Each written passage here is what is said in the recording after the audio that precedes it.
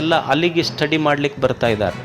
ಅಂದರೆ ಒಬ್ಬ PUC ಕಲ್ತಂಥ ಸರ್ಪಂಚ್ ಮಾಡಿದ ಕೆಲಸ IAS ಆಫೀಸರ್ ನೋಡಿ ಕಲಿಯುವಂಗಾತಲ್ಲ. ಇದು ನಾನು ಹೇಳ್ತಾ ಇರೋದು.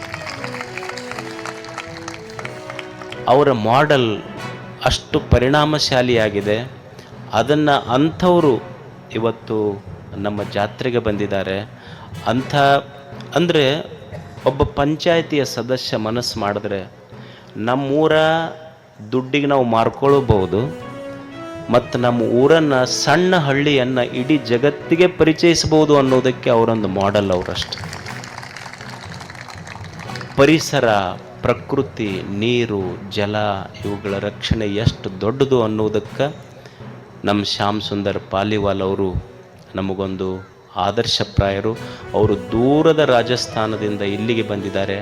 ಅವರ ಕಾರ್ಯಕ್ಕೆ ನಿಮ್ಮದೊಂದು ಚಪ್ಪಾಳೆ, ಅಭಿಮಾನ ಅವರಿಗೆ.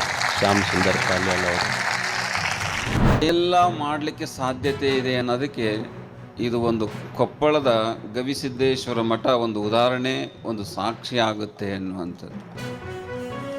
ಇವತ್ತು ಸಾಕಷ್ಟು ಜನ ಭಕ್ತರು ಕೂತಿದ್ದೀರಿ, ತಮ್ಮದೇ ಆದಂತಹ ಜೀವನ ಶೈಲಿಗಳನ್ನು ರೂಪಿಸ್ಕೊಂಡಿದ್ದೀರಿ. ತಾವು ಸಾಕಷ್ಟು ಜನಗಳಿಗೆ ಕಣ್ಣೀರನ್ನು ಹಾಕ್ತೀರಿ, ಅಳ್ತೀರಿ.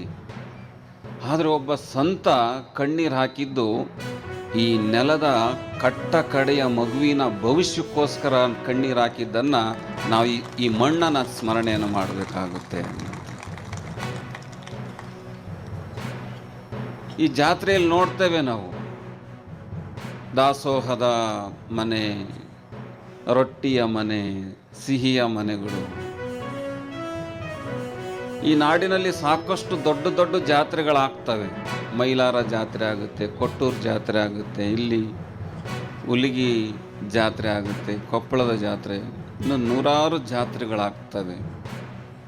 ಆ ಜಾತ್ರೆಗಳಲ್ಲೂ ದಾಸೋಹಗಳು ನಿರಂತರವಾಗಿ ನಡೆಯೋದಿಲ್ಲ. ಆದರೆ ಹಿರಿಯರು, ಶರಣರು, ಸಂತರು ಒಂದು ಮಾತನ್ನು ಹೇಳ್ತಾನೆ, ತಿರ್ಕೊಂಡು ಬಂದು ಕರ್ಕೊಂಡು ಉಣ್ಣು.